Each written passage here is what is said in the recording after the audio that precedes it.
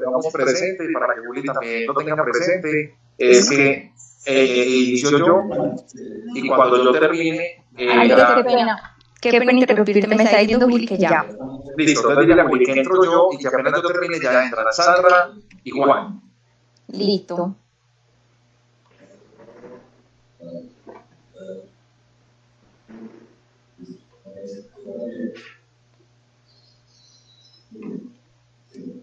Andrés, listo. Bueno, una feliz tarde para todos quienes se conectan hoy a través de este Facebook Live. La verdad que estamos muy contentos de poder llegar durante esta semana con temas tan importantes como lo es la gastronomía y la nutrición. Como les decía, pues Gastronomía cerca de ti alimenta tu olfato y gusto, promueve la nutrición y la sana nutrición en niños, niñas y adolescentes, adultos y adultos mayores. No solo los colaboradores del grupo Reditos, porque la Fundación Cerca de Ti es la estrategia y responsabilidad social del grupo empresarial, sino a toda la comunidad. Por eso es abierta, por eso es gratuita, es para todos ustedes, para que lo puedan disfrutar durante estos días de cuarentena con sus familias. Vamos a estar hasta el próximo viernes con varias actividades. Mañana continuamos con otra conferencia, otra charla, igual que el viernes, una charla dirigida sobre seguridad alimentaria para la primera infancia. El día viernes, mañana vamos a hablar de la importancia de tener una huerta en la casa con la Fundación Salvaterra, y hoy un tema muy importante, la nutrición en tiempos difíciles, y para ello tenemos a dos invitados muy especiales. Son ellos Sandra Zuluaga, ella es la directora de la Fundación Ratón de Biblioteca, y también nos acompañará Juan Carlos Burgos, quien es nutricionista de la Fundación Éxito. Ellos van a estar en una conversación amena. Ustedes las preguntas las pueden ir realizando a través del en vivo que tenemos. Ahí van formulando sus preguntas, sus inquietudes, y al final de esta charla pues estarán ellos participando. Así que lo dejo con ellos. Como les digo, bienvenidos a esta estrategia de la Fundación Cerca de Ti, que busca articular los sentidos del olfato y del gusto con la gastronomía. Y, por supuesto, beneficiar a todas las personas a través del programa Alimentos para Todos, que es nuestro programa estrella de la Fundación, donde ustedes pueden acceder a mayor información a través de nuestra página web www.fundacioncercadeti.org, y allí conocer un poco más acerca de lo que significa este programa. Entonces los invitamos para que estén conectados durante esos 40, 50 minutos de conversación. Discutimos muchísimo de Sandra y del conocimiento de Juan Carlos, y los dejo con ellos. Bueno, buenas tardes, gracias Andrés, hola Juan Carlos. Hoy queremos conversar un poco de nutrición. Estamos en una situación de mucha incertidumbre, y en algunas casas hemos visto que los ingresos se han disminuido de manera sustancial. Entonces empecemos, Juan Carlos, conversando un poco. Hoy vamos a ir a mercar y tenemos pocos recursos. ¿Cuáles serían los productos infaltables en ese mercado? Sandra, buenas tardes, y a todos nuestros, a las personas que nos están viendo en este momento, a la gente de la Fundación Cerca, muchas gracias también por la invitación. Y para dar respuesta a tu pregunta, Sandra, pues hay que tener algo muy en cuenta. Los seres humanos obviamente requerimos de los alimentos por su energía y por sus nutrientes para tener una adecuada sobrevivencia y sobre todo un adecuado estado de salud. Sabemos que la economía por estos días ha estado golpeada por la situación de cuarentena que hemos tenido que vivir, en la que muchas familias han tenido que quedarse en su casa, y de esta manera muchos de los recursos que habitualmente se conseguían pues se han visto algo mermados. Es importante tener en cuenta también lo siguiente: los alimentos que se vayan a elegir ante épocas de carencia o de dificultad económica deben ser alimentos con una alta densidad nutricional, es decir, que tengan un buen aporte de energía, pero a la vez una importante cantidad de otros nutrientes que van a cumplir esa función que comentamos ahorita, tener un adecuado estado de salud y por ende un adecuado estado nutricional y lo contrario. Entonces, pensemos en algunos grupos de alimentos como los granos, las leguminosas. Estos alimentos o este grupo de alimentos se caracteriza por tener una importante cantidad de proteínas y a la vez tienen una importante cantidad de calorías, o es decir, energía, que nos hace tener un buen estado de salud. Pensemos en alimentos también como los cereales, alimentos como el arroz, alimentos como las pastas, se caracterizan también por tener una importante cantidad de energía, de calorías y de otros nutrientes que también son muy importantes. Entonces, para empezar en una compra, en un mercado que yo vaya a hacer en un determinado día, esos serían alimentos que son esenciales para adquirir en la compra. Sumado a esta calidad nutricional, esos beneficios, podemos pensar que son alimentos también que pueden ser perdurables en el tiempo. Son alimentos que tienen una alta vida, digamos así, una vida útil larga, por lo que difícilmente se van a deteriorar. Eso sí, si tenemos unos adecuados cuidados en el momento de su almacenamiento en el hogar. También es muy importante, Sandra, hablar de otros grupos de alimentos. Hablamos de que estamos ante una epidemia que exige para nosotros tener un adecuado sistema inmunológico, un sistema de defensas fuerte. Por eso, las frutas y las verduras también deben ser protagonistas en esta compra con unos recursos de pronto algo limitados. Es muy importante que en todas las regiones en donde estemos, en las ciudades en donde vivamos, en los municipios en donde estemos, podamos elegir frutas o verduras de producción local, porque de cierta manera pueden tener un costo reducido y van a ser pues mucho más fácilmente asequibles para nuestro bolsillo. De esta manera favorecemos pues nuestra economía. Entonces, básicamente, y podríamos hablar de muchos otros alimentos, pero podríamos hablar que para una adecuada nutrición, estos grupos de alimentos muy específicamente podrían ser unos grandes aliados. Entonces, hablamos de las leguminosas, los frijoles, las lentejas, los garbanzos, etcétera, ese tipo de granos, los cereales, el arroz, las pastas, por ejemplo, la avena es muy interesante por su alto contenido de proteínas. Hablamos de las frutas y las verduras y no podemos dejar de lado, obviamente, otros alimentos de origen animal, como son o alimentos de origen animal, como son, por ejemplo, el huevo, que es un excelente alimento, es de lo mejor que puede haber en la naturaleza en cuanto a la alimentación, y productos lácteos, en general la leche, los quesos, los quesitos, en fin, alimentos que puedan suplir todas las necesidades nutricionales que puede tener una familia. Bueno, si la familia tiene más niños que adultos en esa composición de alimentos que nos dices, ¿a qué se le debería hacer énfasis?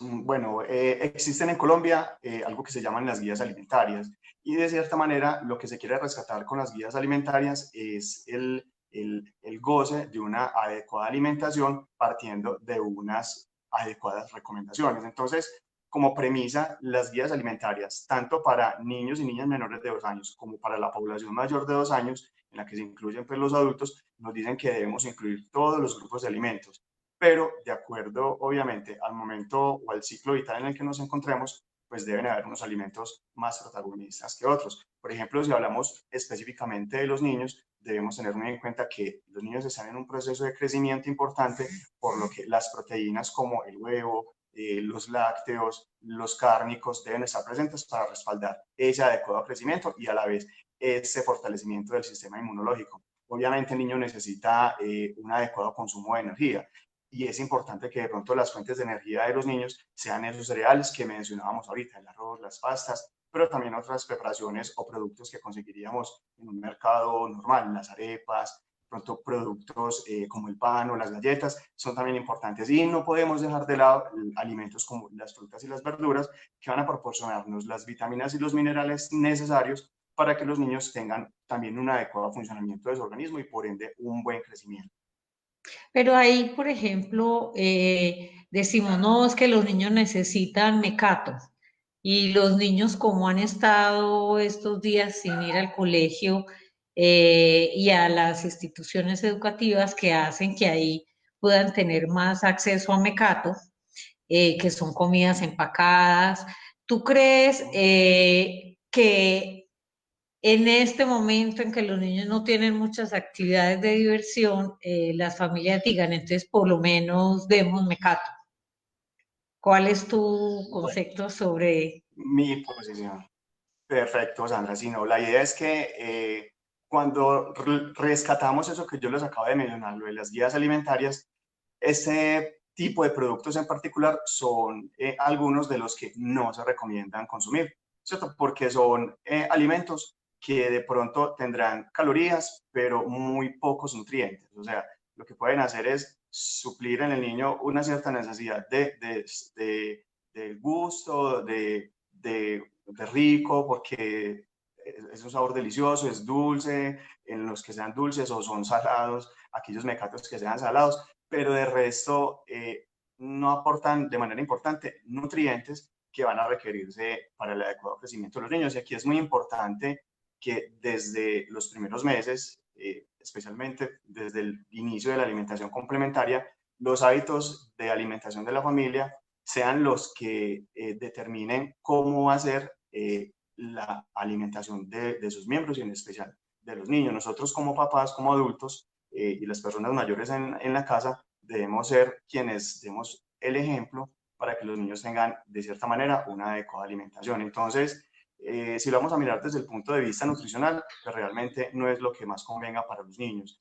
De cierta manera es importante también determinar que con relación al costo, normalmente los productos de paquete, los mecatos de paquete, tienden a ser más costosos cuando vamos a determinar gramo a gramo su aporte nutricional frente a otros alimentos como pueden ser las frutas o algunos otros alimentos muy importantes como pueden ser, por ejemplo, el maní o como pueden ser algunos frutos secos que son mejores desde su aporte nutricional y por ende pues van a favorecer el crecimiento y desarrollo de los niños. Entonces, como tal, no soy de las personas que promueva el consumo de mecato en los niños, puesto que sabemos todos los pocos beneficios más bien que pueden tener para los niños en general.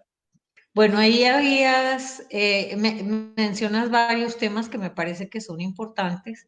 Uno es el ejemplo, hoy que estamos en la casa, eh, todos como familia, pues también tenemos que estar muy atentos a los mensajes que se les dan a los niños, porque muchas entidades públicas que ofrecen alimentación escolar hacen un esfuerzo por tener una variedad de alimentos, que los niños aprendan a consumir frutas y verduras.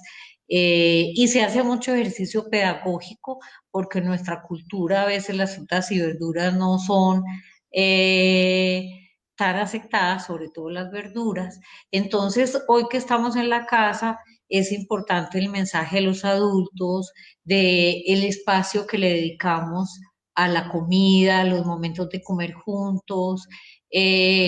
Podríamos hablar un poco de eso, de ubicarnos en una mesa a comer, de acompañar al niño, incluso invitarlo a preparar de acuerdo pues a su edad, pero hacerlo partícipe con pequeñas acciones de esa construcción de una alimentación que todos vamos a disfrutar. Hablemos un poquito de ese momento educativo que no es solo lo nutricional y lo físico, sino también disfrutar la alimentación y cómo desde niños aprender sabores simples, y no todo eso que decías, que el mecato quizás son sabores más saturados y luego nos cuesta más, por ejemplo, un jugo natural que tiene menos azúcar que un jugo empacado, que ya el niño cree que el sabor del mango es sobre dulce, por decirlo de alguna manera.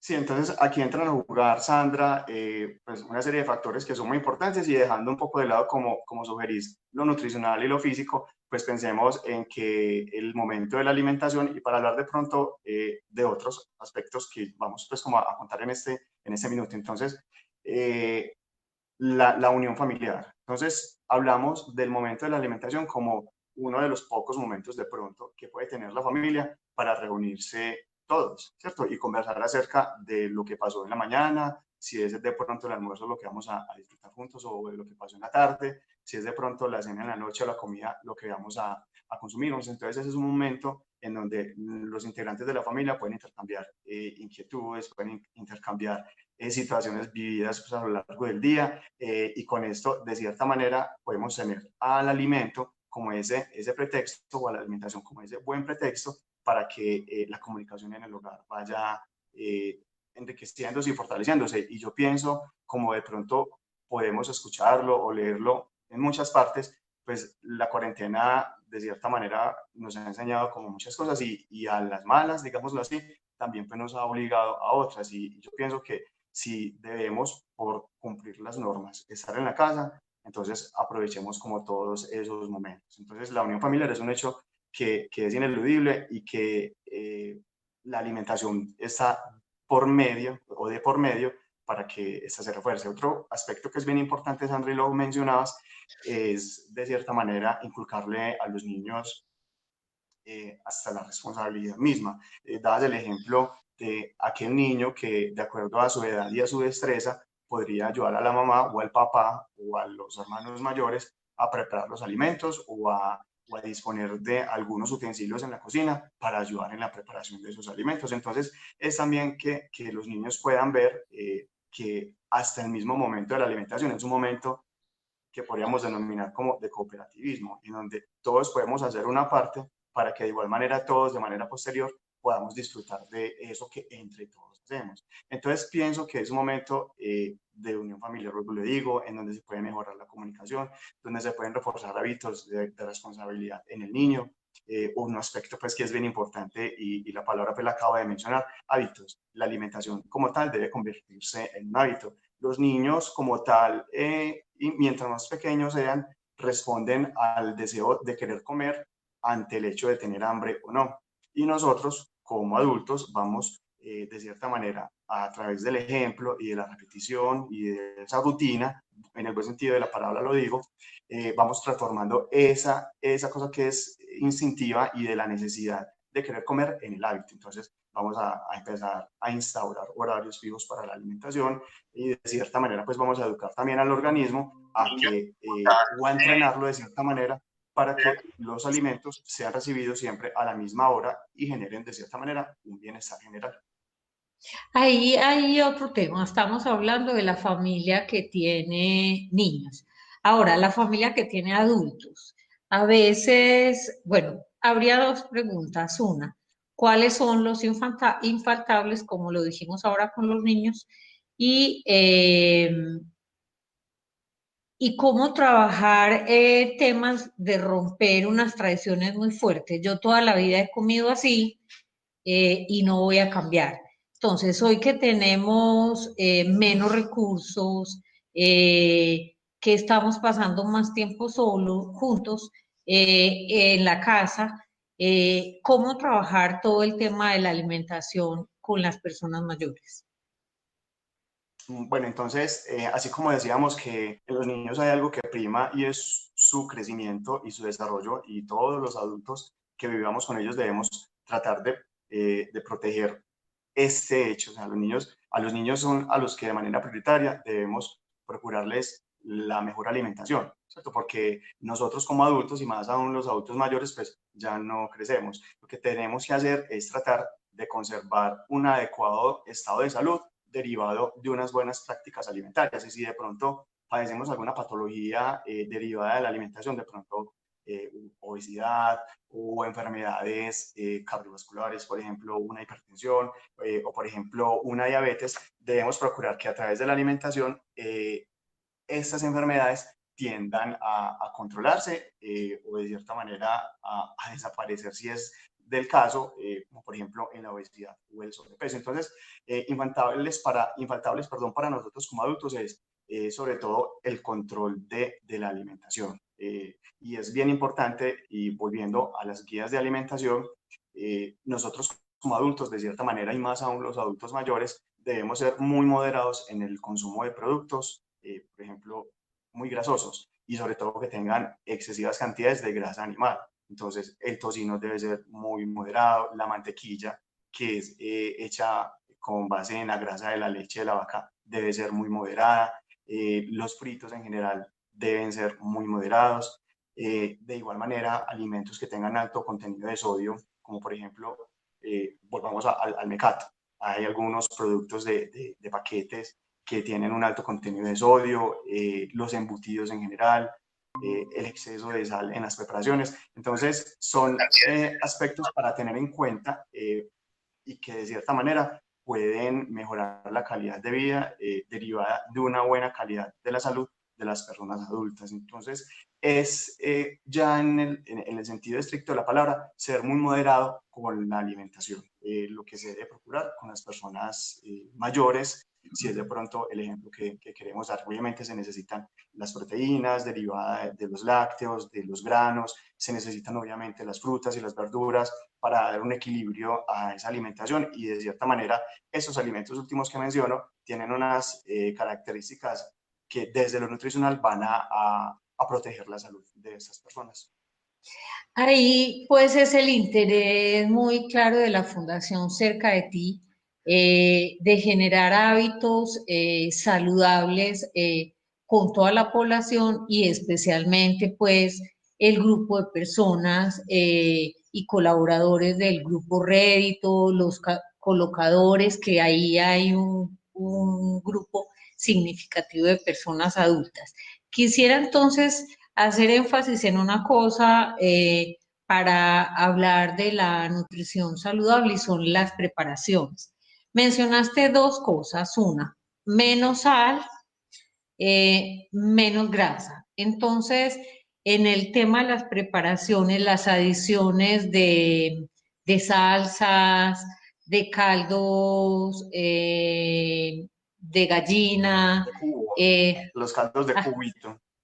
los caldos de cubito, las adiciones de sabores a carnes, de un lado, y lo otro, las frituras, que si bien hacen parte de nuestra cocina colombiana, hay zonas en que hay más costumbre de incluir siempre en los platos algo frito. Entonces, en las preparaciones, ya dijimos que podíamos escoger en el mercado unos productos que pueden ser más baratos y nos aportan nutrientes. Ahora ya llegamos a la casa y vamos a pensar en qué preparar. Hablemos un poquito de eso. Bueno, entonces, como decís, Sandra, nosotros somos muy del deseo porque las cosas nos sepan muy rico y obviamente pues uno va a querer siempre disfrutar de los alimentos y si tienen un buen sabor, pues mucho más. Algunos de esos productos que nos mencionas, las salsas, los aderezos en general, lo que se le adiciona a la carne cuando ya está de pronto asada, los cubitos de caldo, etcétera, etcétera, pues tienen ciertas características. Por ejemplo, hablamos las mismas frituras. Hablamos de que aquellos que se caracterizan por tener una importante cantidad de grasa tienden a realzársele el sabor. Y eso es una característica, obviamente, de grasa. La grasa engrandece el sabor del alimento y en la preparación, en donde se adicione productos como las salsas, por ejemplo, el sabor tiende pues como a mejorarse, digámoslo de esa manera. Pero entonces, detrás de ese gusto mejorado por parte del sabor, pues pueden haber una serie de condicionantes para la salud que a largo plazo pueden ser muy perjudiciales. Hablamos de que muchos de estos productos grasosos tienen unos componentes, digamos así, que no son tan saludables. Hablamos, por ejemplo, de las grasas trans, que no son para nada saludables desde el punto de vista de la salud cardiovascular.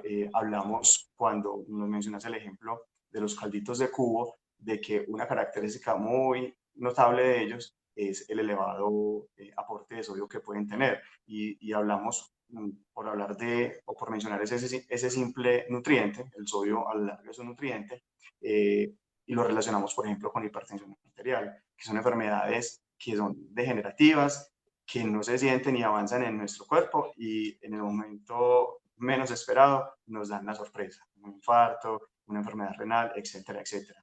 Entonces, yo pienso, Sandra, que, y hay algo pues que es bueno tenerlo pues como presente, ahora tenemos de esta manera mayor facilidad y acceso a la comunicación y el Internet nos ha facilitado pues como conocer muchas cosas del mundo. Y si de pronto le damos un buen uso a esa herramienta que es el Internet para conocer adecuados hábitos de alimentación, o sea, buscar siempre páginas o información que tenga un adecuado respaldo científico y creíble, no las modas. Entonces podemos de cierta manera ir llevando de a poco a nuestras familias a lograr un mejor estado nutricional, unos mejores hábitos alimentarios que a la larga van a reflejarse en un buen estado de salud. Pienso que las nuevas generaciones, Sandra, pueden de cierta manera tener como esa ventaja de que hay mucha comunicación y algo que me parece pues muy bueno. Estamos frente al medio y hablábamos ahorita de instituciones que atienden a los niños y que procuran por una adecuada alimentación en ellos. Entonces, estamos en un medio que está procurando porque los niños tengan de cierta manera un adecuado consumo de alimentos, importantes herramientas desde la educación nutricional para sus familias, y yo pienso que eso de cierta manera, y si desde edades tempranas se va inculcando, queda en la vida y a la larga eso puede verse reflejado en mejores condiciones de salud y de nutrición en nuestras futuras generaciones, que eso es lo que yo esperaría. Es que yo creo que este ambiente cultural que nos ha enseñado a comer cosas grasosas, cosas muy saladas, cosas muy dulces, deberíamos ir ensayando qué pasa si probamos asado, si probamos con un poquito de menos dulce, si probamos incluso con otro dulce que no sea azúcar, sino miel, ir como jugando con eso. Pero decías dos cosas que no quiero dejar pasar, es si nos explicas un poco cómo identificar que un producto tiene mucho sodio, cuáles son esos ganadores en sodio para que estemos alerta y no los consumamos mucho, y el tema de las grasas trans. Que se mencionan Bueno, mucho entonces, desde los nutricionistas, pero que en la vida diaria no, los que no somos nutricionistas no sabemos que tiene mucho sodio y que tiene mucha grasa trans. bueno, Sana, entonces, con respecto a los alimentos que tienen un alto contenido de sodio, pues pienso que aquí habría para hablar de otro capítulo importante, y es la importancia de conocer las etiquetas nutricionales. De cierta manera podemos decir que un alimento tiene un alto contenido de algún nutriente cuando ese nutriente, o es fuente de un nutriente, cuando ese nutriente está por encima del 15% del total del contenido de ese alimento. Entonces, es un aspecto que se debería, de cierta manera, primero que todo, aprender para lograr identificarlo. En general, todas esas sopas de sobres, las cremas de sobre, esos cubitos que mencionamos ahorita, suben el aporte de sodio en las preparaciones donde vayan a utilizarse, y a la larga, que es muy importante decir que es a la larga y con hechos repetitivos en ese tipo de alimentación, cuando yo puedo empezar a tener problemas de salud. Obviamente, un hábito que se recomienda es que cuando estemos sentados en la mesa, el salero no esté presente. ¿Cierto? Que la sal que de pronto pudo haberse utilizado para preparar el arroz, o que eventualmente pudo utilizarse para hacer la crema o la sopa, listo, se quede allá en la alacena, pero que en la mesa no esté este condimento, porque a veces somos muy dados, y lo decíamos ahorita, a que todo nos sepa muy rico, y la sal de cierta manera para quienes lo vean de esa manera realza también el sabor de los alimentos y les da gusto, pero a veces no nos medimos en la cantidad de sal que le echamos a la ensalada o al aguacate cuando lo tenemos enfrente a nosotros. Y con respecto a las grasas trans, Sandra, la idea es que son grasas que han sufrido transformaciones desde el proceso de la industria de la preparación del alimento.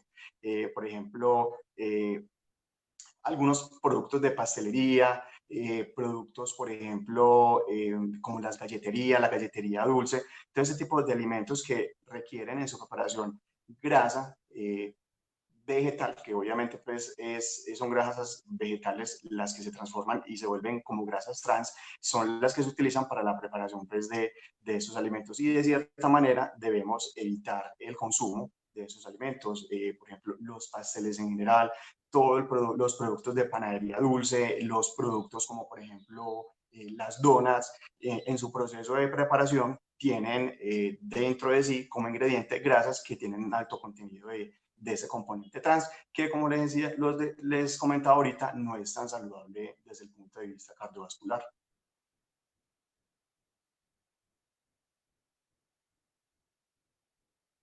Sandra. Hola, creo que hasta Hola, aquí Sandra. tenemos, hasta aquí tenemos una primera conclusión que tiene que ver con comer barato es más saludable y comer más caro puede ser menos saludable. O sea, comprar cosas empacadas, cosas súper elaboradas que siempre serán más costosas, no son más sanas. Es más costoso, más barato y más sano el huevo, las verduras, las frutas, o sea, lo que nosotros en nuestro país producimos y que se puede comprar en la tienda, se puede comprar en la plaza, se puede comprar en el supermercado. Como estamos con la Fundación Cerca de Ti, que su gran interés es la educación nutricional, no podemos dejar hacer este énfasis. Íbamos diciendo que llegamos a la casa con lo que compramos y vamos a preparar. Nos saltamos dos pasitos. Uno, y especialmente en este tiempo, es cómo hacer la limpieza de los alimentos y el segundo, cómo hacer la conservación. Hablemos de esos dos pasos. Bueno, entonces yo me voy a ir un poquitico antes, Sandra, y es en el proceso de compra, algo que es corto y lo voy a mencionar. A veces nosotros no tenemos como la costumbre o al menos el ponernos a pensar un momento cómo es que debe ser el orden de la compra de mis productos. Entonces, aquí hay algo que es bien importante tener en cuenta y es la posibilidad de que los alimentos se me deterioren y algunos microorganismos los deterioren y a la larga puedan generarme riesgos en la salud. Entonces la idea, Sandra, es que los primeros alimentos que vayamos a escoger sean alimentos secos, por ejemplo, los granos, en general los cereales, que son alimentos secos, que por esa misma característica de ser secos y de obviamente no requerir refrigeración, pues van a perdurarme en mi recorrido durante el supermercado, la media hora o la hora que yo vaya pues a gastarme. En general, los otros alimentos, las pastas, los panes, etcétera, son alimentos que deben ser los primeros que yo elija en el proceso de la compra.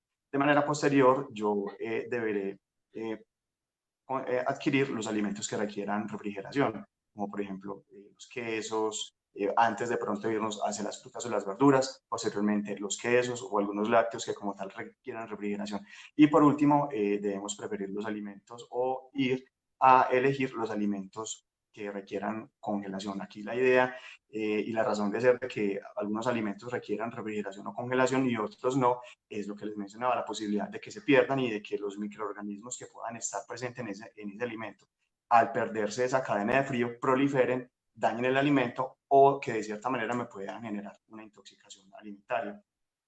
O sí, una enfermedad o una ETA, una enfermedad transmitida por el alimento.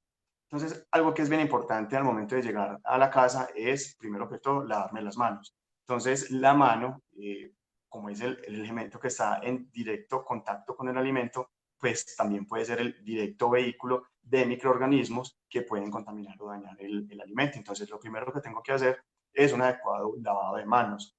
Durar, como nos lo han dicho, a raíz de esta pandemia, unos 30 o 40 segundos con un adecuado lavado por toda la superficie de la mano, la cara anterior, la cara posterior, dedo a dedo, etcétera, etcétera. Eso nos asegurará un riesgo muy disminuido de transmisión de microorganismos hacia el alimento.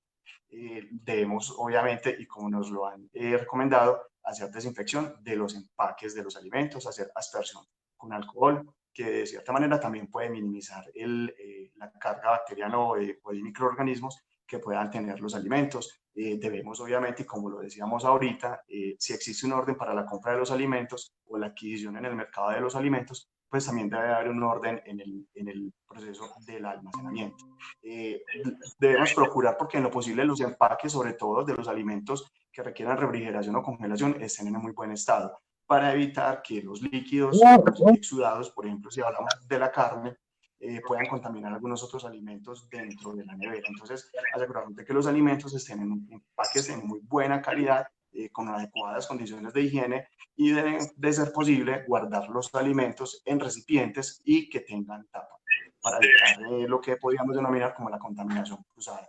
Los alimentos como por ejemplo las frutas, debemos en lo posible lavarlas, las que se puedan con cepillo suave, hacerlo con cepillo suave para eliminar restos, por ejemplo, de tierra o de algún otro líquido que pueda estar en esa superficie de ese alimento, y que de cierta manera pues lo pueda deteriorar. Pero es muy importante, si se va a hacer el lavado de la fruta o de la verdura, pues también procurar un adecuado secado, porque la humedad que podamos dejar sobre la superficie de este alimento, de cierta manera puede también empezar a deteriorarla, y hacer que algunos microorganismos como los hongos puedan atacar y dañar esos alimentos. Hablo específicamente de las frutas y de las verduras. Alimentos como por ejemplo el huevo. Es importante tener muy en cuenta y tomar la siguiente decisión. Si yo voy a conseguir muchos huevos y sé que en pocos días yo no me los voy a consumir, pues es importante procurar que en el mercado los huevos estén muy limpios, porque de esa misma manera limpios, pero no lavarlos, porque al lavar los huevos vamos a quitarle una capa que se llama la cutícula, que es la que protege al huevo del ingreso de microorganismos o de bacterias que pueden deteriorarlo posteriormente. Entonces, si yo voy a consumirme los huevos por varios días, o sea, no va a ser inmediato ese consumo, yo lo deberé refrigerar. Los huevos en lo posible, si van a permanecer, como digo, mucho tiempo con nosotros, deben refrigerarse. Pero si los huevos van a consumirse en cuestión de 2, 3, 4 o hasta 5 días, perfectamente yo los puedo dejar a temperatura ambiente, en lo posible alejados de fuentes de calor y de la humedad, obviamente porque se pueden deteriorar muy fácilmente.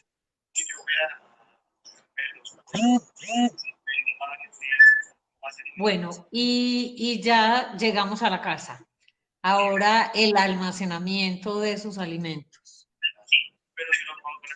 Bueno, entonces, como mencionábamos ahorita, la idea es que si yo adquirí de último los alimentos congelados y refrigerados en el supermercado, sean los primeros que yo guarde. Y sabemos, pues, obviamente, que las neveras tienen dos compartimentos, que son el congelador y el refrigerador. Pues, obviamente, la parte de congelación va a utilizarse para guardar estos alimentos, sobre todo los cárnicos, el pescado, la carne, si son grandes cantidades o muchas porciones las que yo adquirí, van a guardarse en ese compartimento para que a través de la congelación se preserven por mucho tiempo. Lo que hacemos con la congelación es minimizar o casi que poner a nivel de cero la multiplicación de bacterias que puedan deteriorar ese alimento. Aquí a la larga lo que tenemos o debemos tener en cuenta con respecto a la nevera como tal, o a la refrigeración, es que lo que queremos es alargar la vida del alimento, minimizando el crecimiento bacteriano. Alimentos como por ejemplo los lácteos, los quesos, la leche como tal, pueden ir en la parte superior de la nevera, más no en el congelador. La idea es que son alimentos, por ser de origen animal, por tener una importante cantidad de proteínas y por ser líquidos, por tener una importante cantidad de agua, son alimentos que fácilmente, y si no se siguen las adecuadas condiciones de almacenamiento, pueden también deteriorarse. La carne también, como les decía ahorita, si va a ser del uso del día o inmediato o de la noche o inclusive del día siguiente, puede o debe guardarse en recipientes, ojalá con tapa. Los alimentos como las frutas o las verduras, después de hacerles este proceso de lavado, pues la nevera misma tiene el compartimiento para su almacenamiento y generalmente es la parte inferior de esta. Alimentos que van a ser de pronto de un uso muy habitual, Sandra, como por ejemplo algunos aderezos, algunas salsas que de pronto ahorita mencionábamos, no es pues como lo más adecuado, pero que de cierta manera muchas familias las adquieren, se pueden poner en la puerta, porque son alimentos de uso relativamente frecuente y ese es el sitio que podría indicarse para eso. Y en la puerta también podemos almacenar los huevos, como les decía ahorita, cuando sé que voy a tener que guardarlos por muchos días. Creo que también podríamos acá hablar de esos sabores que creemos que son los mejores, como las salsas, las cremas, que no han salido bien aireadas en esta conversación, pero Internet hoy tiene muchas recetas, se pueden hacer salsas caseras que son más baratas, insistimos, y que son más nutritivas. Ahora hablemos de un tema que me parece muy emocionante, que son los mitos. Todos los niños deben tomar sopa. ¿Tú cómo crees Que está si esa sopa. llamamos a Mafalda o no? Pues no, la idea es que todo debe basarse en un equilibrio, pero cuando hablamos de los aportes nutricionales, de las preparaciones que tenemos en nuestra mesa, pues realmente podemos decir que las sopas como tal no son más nutritivas que cuando hablamos, por ejemplo, de un seco completo. Y la manera de yo imaginarme o hacer que ustedes se imaginen un seco completo es, por ejemplo, hablar de una porción de arroz, hablar de una porción de carne o de pollo o de huevo, hablar de una porción de ensalada, con las verduras que queramos hacer la ensalada, y hablar de pronto algún acompañante, unas papas cocidas o un plátano maduro cocido que acompaña como tal esta preparación. Entonces ahí hablamos de alimentos que están densamente cubiertos por esos alimentos que no están disueltos en agua. Hay una amplia variedad de alimentos que de esa misma manera nos dan una amplia variedad de nutrientes versus la sopa. Cuando hablamos de la sopa, en el sentido estricto de la palabra, podemos hablar de una preparación que sobre todo tiene agua en la cual picamos o introducimos una serie de alimentos muchas veces tubérculos, papa o yuca o plátano, que sobre todo nos aportan energía, más no muchos de los otros nutrientes que son muy importantes para los niños. Y con eso no estoy diciendo que las papas, las yucas o los plátanos sean malos, no. Son excelentes, pero sobre todo excelentes porque nos aportan una importante cantidad de calorías. Y de cierta manera, algunas sopas tienen la inclusión de algunas verduras. Y una particularidad que tienen las verduras es que son fuente importante de vitaminas del complejo B, que sirven, por ejemplo, para que el cuerpo de los niños o el cuerpo de las personas aprovechen la energía de los alimentos, para que el cuerpo sea muy como efectivo en la utilización de la energía proveniente de los alimentos. Pero sucede que con los procesos de cocción elevados que se dan en una sopa, esas vitaminas se pierden. Entonces, de cierta manera, mucho de lo que nos venimos a consumir a la hora de la verdad en una sopa son unos tubérculos o unos plátanos que sobre todo nos aportan energía, de pronto la grasita que le queramos echar a esa sopa, si tiene carne está bien, pero de pronto más nada. Entonces, si comparamos esos dos hechos, para mí particularmente, el seco, cuando es completo, vuelvo y lo repito, es más nutritivo para los niños y de pronto debemos en lo posible de ir sacándonos de nuestro ideario lo que nos decían las mamás o las abuelas por allá hace tiempos. Hasta que no se coma la sopa, no le sirvo el seco. Pues la idea es que debe ser lo contrario. Bueno, otro mito que nos dice una persona que nos acompaña en el público es los huevos no se meten a la nevera. Ya habías dicho que es una opción de cuidar. Lo Sí, podemos es una poner opción en de... los mitos. Sí, eso lo podemos poner en los mitos, pero haciendo ese balance que yo les decía ahora, o sea, es ponerme a pensar, los voy a usar en 2 o 3 días de manera posterior a cuando los compré o los voy a dejar, porque los huevos perfectamente pueden tener una vida útil de 30 días. Y de pronto no es tan recomendable que un huevo de pronto pueda estar al aire libre después de 7, 8, 10 días, cuando puede darse la posibilidad de deteriorarse. Entonces, la nevera, como lo decíamos ahorita, la puerta, que es un punto de no tanta refrigeración, puede ser un mecanismo adecuado para que la conservación del huevo se dé. Bueno, a los que nos están viendo, estamos hablando un poco de esos mitos nutricionales y nos acompaña Juan Carlos Burgos. Juan Carlos es nutricionista, entonces hoy tiene el conocimiento para decirnos qué son mitos y qué son verdades. Además, Juan Carlos trabaja en la Fundación Éxito, que es una organización que tiene un recorrido muy amplio en todo el tema nutricional. Entonces, otro mito, Juan Carlos. ¿Se necesita tomar jugo en todas las comidas? Pues a ver, pensemos que el jugo es elaborado principalmente a través de, o con base en una fruta. Y podemos ver que existen frutas que se utilizan para jugo que realmente no sería necesario tomárselas en el jugo. Hablamos de una piña oromiel, por ejemplo. Una piña oromiel tiene un dulzor excelente, tiene un sabor perfecto. Y como tal, es una fruta que se podría consumir en porciones posterior al almuerzo o a la cena o comida que yo tenga. Pueden haber algunos alimentos como por ejemplo, o frutas, como por ejemplo la mora, que de cierta manera pues pueden tener como opción de consumo el jugo. Pero la idea es que tratemos de minimizar el consumo de esta preparación porque podemos tener varios hechos que ver o que tener acá pues muy en cuenta. Entonces hablamos de que sobre todo es agua lo que se va a consumir en el jugo. La porción de fruta de pronto va a verse un poco disminuida. Y otro aspecto que es bien importante es que a veces, y en el mismo ejemplo pongo a la piña, cuando vamos a preparar el jugo de piña, eventualmente puedo echarle azúcar. Entonces es un alimento que puede ser no tan necesario en ese momento como tal y podría ahorrarme como tal ese azúcar, esa agua, y lo digo desde la nutrición, sobre todo en el aspecto del azúcar, y podríamos bien consumirme una porción de fruta que me proporcione mayoritariamente más nutrientes que como tal si están esta porción más pequeña disuelta en un vaso con agua y licuada como tal. Entonces no es tan necesario realmente el jugo.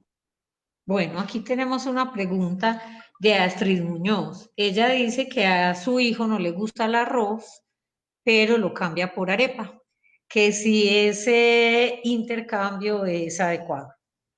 Sí, como tal no hay ningún inconveniente. Existen lo que se llaman los grupos de alimentos y la característica de los alimentos que conforman un grupo es que tengan de cierta manera nutrientes con una gran similitud o energía o calorías en una gran similitud. Entonces, hablamos del arroz y el maíz como alimentos del grupo de los cereales y de cierta manera puede haber un reemplazo del arroz por la arepa. Aquí la idea es que de cierta manera, pero de buena manera, tratemos de persuadir al niño en que el consumo de todos los alimentos es lo que realmente va a procurarnos una buena nutrición. Entonces, si la pregunta es si el intercambio es válido, no tiene ningún inconveniente, pero la idea es que tratemos de ampliarle la variedad en el consumo de alimentos al niño.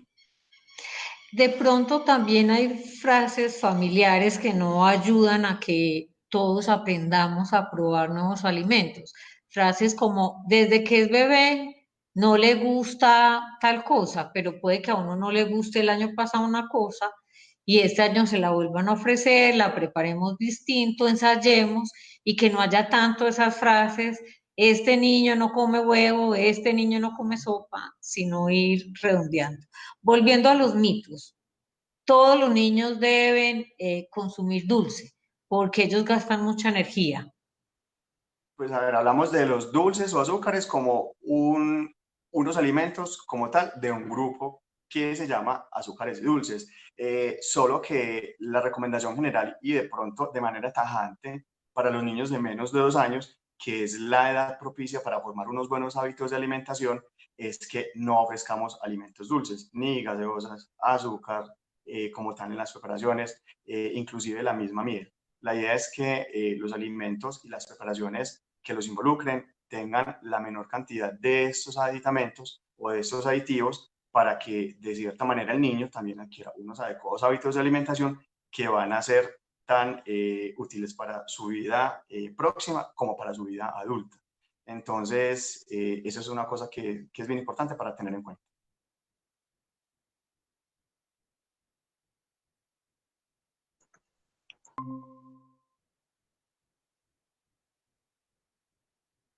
Sandra, hola. Nos preguntan que si las frutas es mejor cocinarlas antes de hacer jugo. Pues hay algunas frutas como por ejemplo el tomate de árbol que tienen una característica y es que puede cuando se consume cruda generar como un cierto picor o una cierta ardor, digámoslo así, en la lengua, en los labios. O sea, hay algunos componentes de este alimento que pueden generar pues como molestia. Y es un ejemplo aquí pues que se me viene a la cabeza de alimento que puede, para mejorar esa sensación, cocinarse y no habría ningún inconveniente. Aquí de pronto lo que tendríamos que balancear es, y teniendo el conocimiento de los alimentos, qué nutrientes tiene esa fruta que de pronto puedan eliminarse con la cocción. Entonces hablamos de que en general las frutas o muchas frutas, hablamos por ejemplo de la guayaba, hablamos de la naranja, aunque no se hacen jugo, hablamos de la guayaba, hablamos de la fresa, hablamos del mango, como frutas que tienen un alto contenido de vitamina C. Y al igual que aquellas vitaminas del complejo B que les mencionaba ahorita, la vitamina C con el calor se desnaturaliza, se pierde y ya no es tan útil para que cumpla sus funciones en el organismo. Entonces, la idea es que tratemos en lo posible de preservar la fruta y de llevarla, si vamos a consumirla en jugo, casi que intacta y en el contenido como tal que es su cáscara hasta ese último momento, obviamente teniendo adecuadas prácticas de higiene de utensilios, de manos y obviamente como tal de la fruta en el momento de la preparación. Pero entonces yo pensaría que es bien importante saber qué fruta es la que yo voy a cocinar, si la voy a someter como a ese proceso y que de cierta manera sí es lo que debo hacer porque lo quiero o porque me sucede eso. En el ejemplo del tomate de árbol, pues que no sea lo de todos los días, porque a la larga entonces no vamos a estar consumiéndonos los nutrientes que la fruta nos va a aportar. Y ahí dijiste dos frutas como la mora y la fresa que a veces tienen muchos químicos en la siembra. ¿Cómo limpiar esas frutas?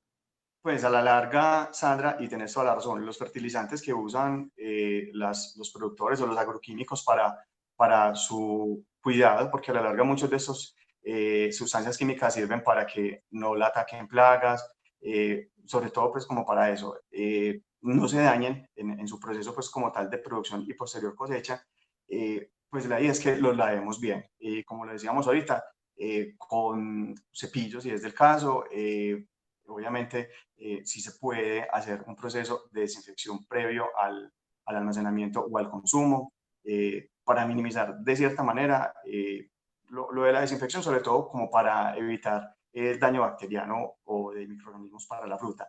Pero lo del lavado, sí, y muy minucioso en lo posible, si es como para eliminar en lo posible los rastros de fertilizantes. Y hay una cosa que es bien importante. Puede que así hagamos un adecuado lavado, algo de estas sustancias puedan ingresar a nuestro organismo y no lo vamos a negar. De cierta manera, estamos consumiéndonos en el día a día muchos elementos químicos que no son propios de nuestra alimentación. Pero ahí también va la importancia de una buena alimentación. Muchos alimentos tienen muchos nutrientes, como por ejemplo la vitamina E, que encontramos en los aceites vegetales, o como la vitamina C, que la encontramos en las frutas, o como la vitamina A, que la encontramos en muchas verduras de colores intensos rojos o anaranjados o verdes, que hacen o tienen efectos antioxidantes y que hace que muchas de esas sustancias que ingresan a nuestro organismo puedan ser eliminadas muy eficientemente. Bueno, el último mito, los niños deben consumir, debemos comprar vitaminas y darles vitaminas y a los adultos suplementos. Bueno, entonces, si nosotros somos juiciosos y tratamos de consumir todos los grupos de alimentos en las proporciones adecuadas, y si en el caso de los niños, en los programas de crecimiento y desarrollo los evalúan y los encuentran con adecuadas condiciones nutricionales, o sea, tienen una buena ganancia de peso, tienen una buena ganancia en estatura, pero realmente no se requieren los suplementos de vitaminas aquí se hacen estas necesarias cuando a través de tratamientos para mejorar el estado nutricional de niños que tengan, por ejemplo, desnutrición, deban usarse, pero de resto no. Seguro es así, los alimentos contienen todos los nutrientes y las vitaminas de cierta manera se necesitan en unas cantidades pequeñas que con una buena y variada alimentación van a cubrirse, entonces no se necesitan. Y los adultos, pues como lo decíamos ahorita, debemos tratar de mantener un buen estado nutricional, mantener un balance entre la energía que consumimos y la energía que gastamos para evitar problemas de sobrepeso, y nada más. O sea, aquí básicamente es comer variado, comer sano y realmente no se van a tener que adquirir productos de este tipo que pueden ser de cierta manera costosos. Bueno, nos decía al principio Andrés Felipe, director de la Fundación Cerca de Ti, que esta semana, el viernes, van a tener un conversatorio sobre la nutrición de la primera infancia. Ya que estamos contigo, que eres de la Fundación Éxito y que tiene un programa de nutrición muy concentrado en la nutrición de la primera infancia, no podemos dejar de hablar de la lactancia y de los principales como mitos que tiene la lactancia y por los cuales las mamás pueden no dar lactancia materna a sus hijos. ¿Qué mensaje, si bien este va a ser una conversación que se va a ampliar el viernes, Ujú. pero hoy podemos dejar en este grupo de personas que nos están viendo sobre el mensaje de la lactancia materna? Bueno, entonces es tan sencillo como decir que es el primer alimento y el único que los niños deben consumir, al menos durante sus primeros 6 meses de vida. La leche materna es un producto maravilloso y la naturaleza es sabia. Es un producto que, al contrario de todos los otros alimentos, la leche materna se transforma a medida que el niño va desarrollándose y va creciendo, porque ella se va adaptando a las necesidades del niño. Eh, es un mito, por ejemplo, si lo planteamos desde ese punto de vista, Sandra, el que las mamás de niños en este periodo de vida, entre los 0 y los 6 meses, digan o piensen que es que el niño queda con hambre. Y es un error pensar esto si somos papás o mamás que tienen unas buenas prácticas de lactancia. Es un error pensarlo porque la leche materna suple todas las necesidades del niño, tanto desde el agua, que muchas mamás piensan que es que los niños con los calores que a veces de pronto hacen mantienen sed, la leche materna tiene el agua que requiere. Que el niño va a quedar con hambre porque la leche materna se da en cantidades que ellas pueden pensar pocas porque de pronto sienten que poca leche les baja, es falso también. La leche materna cubre todos los nutrientes y las necesidades de calorías que los niños tienen hasta los 6 primeros meses de vida. De manera posterior y hasta los 2 años o más, se debería seguir ofreciendo leche materna de manera complementaria con otros alimentos. Entonces, de la leche materna podríamos hablar otra hora si se quisiera. Es un alimento excelente y una práctica que es saludable en ese sentido es que mientras más la mamá pegue al niño, más leche materna va a producir. Y hay muchos estudios que nos dicen las ventajas que en la vida de niño y en la vida adulta tienen las buenas prácticas de lactancia materna. Entonces, es el mejor alimento para los niños, como digo, en este primer periodo de sus vidas y debe ofrecerse en lo posible hasta los 2 años o más. Bueno, el tema de la nutrición es un tema realmente muy emocionante. Estamos con dos fundaciones que ese es su foco, la Fundación Cerca de Ti, el Grupo Réditos y la Fundación Éxito. La tarea de aprender a comer es una tarea de toda la vida y más que una tarea es un disfrute en este momento que estamos en casa, que tenemos la oportunidad de compartir entre todos, de pensar qué vamos a cocinar, qué vamos a comprar. Creo que también es una oportunidad que la vida nos está dando para aprender sobre cómo cuidarnos, cómo alimentarnos y tener un espacio juntos, o que somos pensando qué hacer todo el día, cómo entretener un niño, cómo jugar con él en la alimentación, es dar la pausa, tener como compartir entre todos. Ha sido un espacio muy enriquecedor. Mañana la Fundación Cerca de Ti nos invita a otra conferencia sobre cómo hacer huertas en la casa, una tarea que no es fácil, pero que hoy estamos emprendiendo, cómo hacer compost, cómo sembrar cilantro, cómo sembrar unas pequeñas cosas. Y el viernes volvemos con el tema de la nutrición en la primera infancia. Sabemos que es una nutrición que nos va a ayudar a vivir el resto de la vida y a sembrar la salud. Entonces, le doy paso a Andrés Felipe para cerrar este conversatorio.